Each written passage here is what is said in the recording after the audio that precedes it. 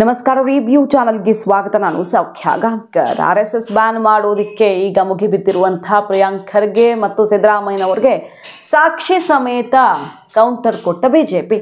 ಯಾವ ರೀತಿ ಹಾಗಾದರೆ ಸಾಕ್ಷಿಯನ್ನು ರಿಲೀಸ್ ಮಾಡಿದ್ದಾರೆ ನೋಡಿ, ಇದಕ್ಕಿಂತ ಬೇಕಾ ನಿಮಗೆ ಅಂತ ಖರ್ಗೆಗೆ ಸೆಡ್ಡು ಹೊಡೆದಿರುವ ಕಮಲ ಪಡೆ.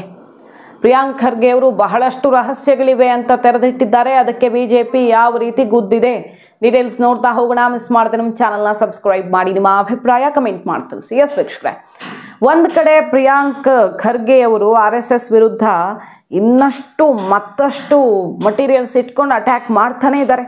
RSS ಲೈಂಗಿಕ ಕಿರುಕುಳದ ಬಗ್ಗೆ ಹನುಮೇಗೌಡ ಅನ್ನೋರು ಪುಸ್ತಕನೇ ಬರೆದಿದ್ದಾರೆ. ಕೇರಳದಲ್ಲಿ RSS ಲೈಂಗಿಕ ಕಿರುಕುಳಕ್ಕೆ ಬಲಿಯಾಗಿದ್ದಾನೆ. ಮೋಸ್ಟ್ ಸೀಕ್ರೆಟ್ ಆರ್ಗನೈಸೇಷನ್ ಇದು RSSನ ಕೈಗೊಂಬೆನೇ ಬಿಜೆಪಿ ಇಲ್ಲದೆ, ಅಂದರೆ RSS ಇಲ್ಲದೆ ಬಿಜೆಪಿ ಶೂನ್ಯ ಅಂತೆಲ್ಲ ಅಟ್ಯಾಕ್ ಮಾಡಿದ್ದಾರೆ. ಮತ್ತು ಧರ್ಮದ ವಿಚಾರ ಹಿಡ್ಕೊಂಡೇ ಇವರು ಬದುಕಿರೋದು. ನಾವೇನು ಹಿಂದೂ ವಿರೋಧಿಗಳಲ್ಲ, RSS ವಿರೋಧಿಗಳು. ಮಲೆನಾಡಿನಲ್ಲಿ ಕರಾವಳಿಲಿ ಎಷ್ಟು ಜನ ಇವರಿಂದ ಜೀವ ಬಿಟ್ಟಿದ್ದಾರೆ ಲೆಕ್ಕ ಇಲ್ವಾ ಅನ್ನೋ ರೀತಿಯಲ್ಲಿ ವಾಗ್ದಾಳಿ ನಡೆಸಿದ್ದಾರೆ. ಬೇರೆ ಸಂಘಟನೆಗಳು ಹಾಗಾದರೆ ದೊಣ್ಣೆ ಹಿಡ್ಕೊಂಡು ಬಂದರೆ ಬಿಡ್ತೀರಾ ನೀವು?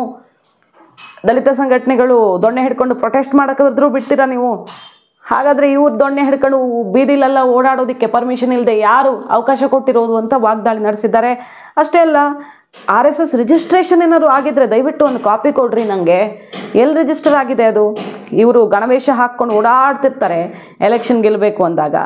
ನಿನ್ನೆ ಮುನಿರತ್ನ ಗಣವೇಶ ಹಾಕ್ಕೊಂಡು ಗಾಂಧಿ ಫೋಟೋ ಬೇರೆ ಹಿಡ್ಕೊಂಡು ಹೋಗಿದ್ರು. ಇವ್ರಿಗೆ ಇತಿಹಾಸನೇ ಗೊತ್ತಿಲ್ಲ ಅಂತ ಆಯ್ತಲ್ಲ. ಗಾಂಧಿ ಕೊಂದವರೇ ಯಾವ ಮೂಲದವರು ಫೋಟೋ ಹಿಡ್ಕೊಂಡು ಓಡಾಡ್ತಿದ್ದಾರೆ.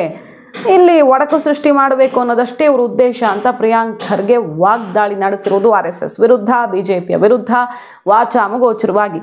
ಇದರ ನಡುವೆ ಈಗ ಫೋಟೋ ಬಿಟ್ಟು ಸಾಕ್ಷಿ ಬಿಟ್ಟು ಬಿಜೆಪಿ ಶಾಕ್ ಕೊಟ್ಟಿದೆ. ಬಿಜೆಪಿ ಈಗಾಗಲೇ ಹೇಳ್ತಾ ಇದೆಯಲ್ಲ, ಖರ್ಗೆ ಅವರಿಂದನೇ ಏನೂ ಮಾಡೋಕ್ಕಾಗಲಿಲ್ಲ ನಿಮ್ಮ ತಂದೆಯವರಿಂದ, ಇನ್ನು ನೀವೇನು ಮಾಡಿ ತೋರಿಸ್ತೀರಿ, ಸುಮ್ಮನೆ ಮಾತಾಡಬೇಕಷ್ಟೇ, ಅಷ್ಟು ಬಿಟ್ಟರೆ ಏನೂ ಇಲ್ಲ ನಿಮ್ಮ ಕೈಲಿ. ಪಾಪ ಓಲೈಸೋದಕ್ಕೆ, ಮೇಲ್ನವ್ರನ್ನ ಖುಷಿ ಪಡಿಸೋದಕ್ಕೆ ಅಥವಾ ಯಾವುದೋ ದೊಡ್ಡ ಕುರ್ಚಿ ಆಸೆ ಇದೆಯೋ ನಿಮಗೆ, ಅದಕ್ಕೋಸ್ಕರ ಇಷ್ಟು ಮಾತಾಡ್ತಿದ್ರಿ, ಬಿಟ್ಟರೆ ಇನ್ನೇನೂ ಇಲ್ಲ ನಿಮ್ಮ ಹತ್ರ ಮಾಡೋಕ್ಕೆ ತಾಕತ್ತಿಲ್ಲ ಬಿಡಿ ಅಂತೆಲ್ಲ ಬಿಜೆಪಿ ಸವಾಲು ಹಾಕಿತ್ತು. ಈಗ ಒಂದು ಫೋಟೋ ರಿಲೀಸ್ ಮಾಡಿದ್ದಾರೆ. ಈ ಫೋಟೋ ನೋಡಿ, ಸ್ವಲ್ಪ ಇತಿಹಾಸ ತಿಳ್ಕೊಂಡು ಮಾತಾಡಿದರೆ ಚೆನ್ನಾಗಿರ್ತಿತ್ತು ಪ್ರಿಯಾಂಕ್ ಖರ್ಗೆ ಅವರೇ ಅಂತ ಬಿಜೆಪಿ ಅಟ್ಯಾಕ್ ಮಾಡಿರೋದು. RSS ವಿರುದ್ಧ ಈ ಥರ ವಿಷ ಕಾರ್ತಿದ್ರಲ್ಲ, ಈ ಸಂಘವನ್ನು ನಿಷೇಧಿಸಬೇಕು ಅಂತೆಲ್ಲ. ಆದರೆ 2002ರಲ್ಲಿ ಬೆಂಗಳೂರಿನ ನಾಗವಾರದಲ್ಲಿ ನಡೆದ ಸಮರಸತಾ ಸಂಗಮ ಕಾರ್ಯಕ್ರಮದ ಸಮಯದಲ್ಲಿ ಅವತ್ತು ಗೃಹ ಸಚಿವರಾಗಿದ್ದ ನಿಮ್ಮ ತಂದೆ ಮಲ್ಲಿಕಾರ್ಜುನ ಖರ್ಗೆ ಸ್ವತಃ ತಾವೇ ಶಿಬಿರಕ್ಕೆ ಭೇಟಿ ಕೊಟ್ಟು RSS ಸಮಾಜಮುಖಿ ಕಾರ್ಯಗಳನ್ನು ಮೆಚ್ಚಿಕೊಂಡು ಸಂಪೂರ್ಣ ಸಹಕಾರ ಕೊಟ್ಟಿದ್ದರು ಅನ್ನೋದನ್ನು ಪ್ರಿಯಾಂಕ್ ಖರ್ಗೆ ಅವರು ಮರೆತಿದ್ದಾರಾ? ಅವತ್ತು ನಿಮ್ಮ ತಂದೆ 2002 ಗೃಹ ಸಚಿವರಾಗಿದ್ದರು, ಮರೆತು ಹೋಗಿದೆಯಾ? ಸ್ವಲ್ಪ ಇತಿಹಾಸ ಎಲ್ಲ ತಿಳ್ಕೊಂಡಿದ್ರೆ ಚೆನ್ನಾಗಿರ್ತಿತ್ತು ನಿಮಗೆ ಅಂತ ಅಟ್ಯಾಕ್ ಮಾಡಿದ್ದಾರೆ. ಹೈಕಮಾಂಡ್ ಮೆಚ್ಚಿಸೋದಕ್ಕೆ ಪಾಪ ಈ ಥರ ನಾಟಕ ಮಾಡ್ತೀರಾ ನೀವು? ಮೊದಲು ಮನೆಯ ಇತಿಹಾಸವನ್ನು ತಿಳ್ಕೊಳ್ಳಿ, ರಾಷ್ಟ್ರ ಸೇವಕರ ಬಗ್ಗೆ ಆಮೇಲೆ ಮಾತಾಡಿ ಅಂತ ಫೋಟೋ ಸಮೇತ ಅಟ್ಯಾಕ್ ಮಾಡಿರೋದು. ಓಕೆ, ದೊಡ್ಡ ಖರ್ಗೆ ಅವರು ಕೂಡ RSSನ ವಿರೋಧಿಸ್ತಾರೆ, ಎಲ್ಲ ಇದೆ. ಆದರೆ ಖರ್ಗೆ ಅವರು ಇನ್ನೊಬ್ಬರು ಅಂತ ಅಲ್ಲ. RSS ವಿಚಾರದಲ್ಲಿ ಬಹಳಷ್ಟು ಸಲ ಪರ ವಿರೋಧ ಬಂದಿದೆ, ನಿಷೇಧ ಮಾಡಿದ್ದಾರೆ, ವಾಪಸ್ ತೊಗೊಂಡಿದ್ದಾರೆ, ನಿಷೇಧ ಮಾಡಿದ್ದಾರೆ, ಬೇಕಾದಷ್ಟು ಸಲ ಆಗಿರೋದೇ ಅದು ರಾಷ್ಟ್ರದಲ್ಲಿ.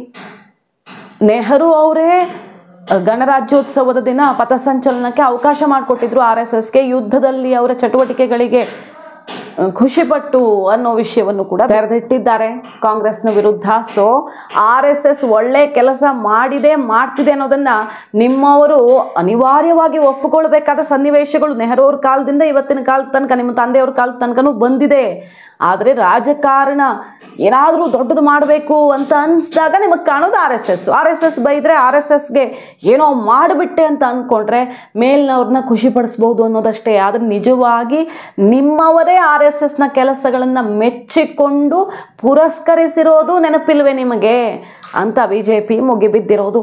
ಪ್ರಿಯಾಂಕ್ ಖರ್ಗೆ ಅವರಂತೂ ಇನ್ನೂ ಬಹಳ ದೊಡ್ಡ ಮಟ್ಟದಲ್ಲಿ ತರಾಟೆಗೆ ತೊಗೊಂಡಿದ್ದಾರೆ. ಪ್ರಹ್ಲಾದ್ ಜೋಶಿ ಅವರು ಅವ್ರ ಮಕ್ಕಳನ್ನ ಕಳಿಸಲ್ಲ, ಇನ್ನೊಬ್ಬರು ಅವ್ರ ಮಕ್ಕಳನ್ನ ಕಳಿಸಲ್ಲ, ಬಡವ್ರ ಮಕ್ಕಳು ಮಾತ್ರ ಹೋಗ್ಬೇಕಲ್ವ ನಿಮಗೆ? ನಿಮ್ಮ ಮನೇಲಿ ಆಚರಣೆ ಮಾಡ್ಕೊಳ್ಳಿ, ಯಾರು ಬೇಡ ಅಂದವರು ಅಂತ ಕೇಳ್ತಿದ್ದಾರೆ ಅವರು. ಜೋಶಿ, ಅಶೋಕ್, ಠಾಕೂರು, ದೆಹಲಿ ಕ್ಯಾಬಿನೆಟ್ನ ಸಚಿವರ ಮಕ್ಕಳು ಯಾರು ಏನು ಮಾಡ್ತಿದ್ದಾರೆ ನೋಡಿ ಒಂದ್ಸರಿ. ಏನು ಮಾಡ್ತಿದ್ದಾರೆ ಅವ್ರ ಮಕ್ಕಳೆಲ್ಲ? ಯಾಕೆ ಗಣವೇಶ ಹಾಕ್ಕೊಳ್ಳಲ್ಲ? ಇವ್ರ ಮಕ್ಳು ಯಾಕೆ ಗೋಮೂತ್ರ ಕುಡಿಯಲ್ಲ? ಬೇರೆಯವ್ರ ಮಕ್ಳಿಗೆ ಕುಡಿಸ್ತಾರಲ್ಲ. ಇವ್ರ ಮಕ್ಕಳೆಲ್ಲ ಯಾಕೆ ಗಂಗಾ ನದಿಲಿ ಮುಳುಗ್ತಾ ಇಲ್ಲ? ಇವ್ರ ಮಕ್ಳು ಯಾಕೆ ಧರ್ಮ ರಕ್ಷಣೆಗೆ, ಗೋ ರಕ್ಷಣೆಗೆ ಹೋಗ್ತಿಲ್ಲ? ಬೇರೆ ಬಡವ್ರ ಮಕ್ಕಳು ಕಳಿಸಿದ್ರ ಅಲ್ವಾ ಅಂತ ಪ್ರಿಯಾಂಕ್ ಖರ್ಗೆ ಪ್ರಶ್ನೆ ಮಾಡಿರೋದು. ನೆಹರು, ಇಂದಿರಾ, ಸೋನಿಯಾ ಗಾಂಧಿಯಿಂದಲೇ ಬ್ಯಾನ್ ಮಾಡೋಕ್ಕಾಗಿಲ್ಲ ಅಂತಿದ್ದಾರಲ್ಲ, ಸರ್ದಾರ್ ಪಟೇಲ್ರು ಮಾಡಿದ್ರು, ನೆನಪಿಲ್ವಾ ನಿಮಗೆ? ಸಂಘ ಪರಿವಾರದವರು ಬಂದು ಆಮೇಲೆ ಕೈಕಾಲಿಗೆ ಬಿದ್ದರು.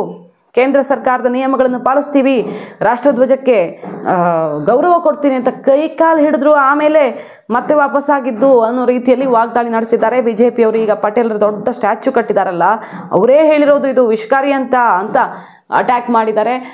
ನಾವು ಮಾಡ್ತೀವಿ, ಅದಕ್ಕೆ ತ್ವರಿತಗತಿಯಲ್ಲಿ ಏನು ಬೇಕು, ತಮಿಳುನಾಡು ಮಾದರಿಯಲ್ಲಿ ಹೆಂಗೆ ನಿರ್ಬಂಧಿಸಬಹುದು ಚಟುವಟಿಕೆಗಳನ್ನು, ಸರ್ಕಾರಿ ಕಾಲೇಜು ಅಂದರೆ ಶಾಲೆ, ಮೈದಾನ, ಪಾರ್ಕು, ಅಲ್ಲಿ ಇಲ್ಲಿ ಸರ್ಕಾರಿ ಜಾಗಗಳಲ್ಲಿ ಚಟುವಟಿಕೆ ನಿಯಂತ್ರಿಸೋ ನಿಟ್ಟಿನಲ್ಲಿ ಕ್ರಮ ಆಗೇ ಆಗುತ್ತೆ ಅಂತ ಈಗ ಸರ್ಕಾರ ಹಠ ಹಿಡಿದು ಕೂತಿದೆ.